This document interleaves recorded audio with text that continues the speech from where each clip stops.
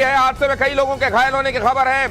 ओडिशा के बाहानागा स्टेशन के पास यह हादसा हुआ। हावड़ा से चेन्नई जा रही थी कोरोमंडल एक्सप्रेस, चेन्नई सेंट्रल तक पहुंचती है। ये हावड़ा के शालीमार स्टेशन से चेन्नई सेंट्रल के लिए ये ट्रेन चलती है और बताया जाता है ओडिशा में बालासोर के करीब ये किसी मालगाड़ी से टकरा गई है। और ये मालगाड़ी से टकराव इस वजह से हुआ क्योंकि सिग्नल गलत दिया गया। इससे एक ही पटरी पर दोनों गाड़ियां आ गई और दोनों आपस में टकरा गई। बताया जाता है ये टक्कर इतनी जोरदार थी कि 3 स्लीपर बोगियों के अलावा बाकी सारी जो बोगीज हैं 18 बोगियां वो पटरी से उतर गई हैं। और आप यहां पर देख रहे हैं किस तरीके से यहां स्थानीय लोग बचाव के काम में लगे हुए हैं। बड़ी तादाद में स्थानीय लोग यहां पहुंचकर लोगों को बचाने की कोशिशें कर रहे हैं। हमारे संवाददाता कुंदन इस बारे में आपको और ज्यादा जानकारी दे रहे हैं। कुंदन बताइए।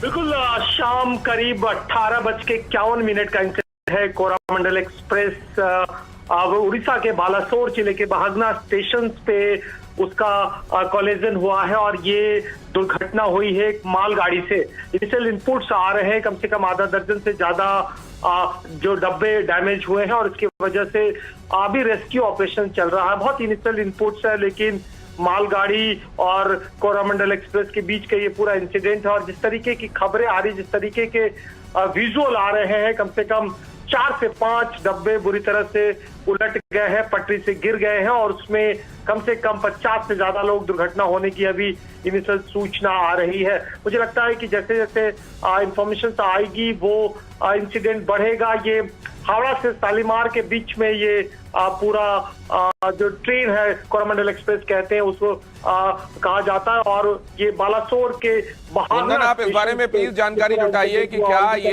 ये गलत सिग्नलिंग की वजह से हुआ है। मैं आपके पास दोबारा लौटता हूं।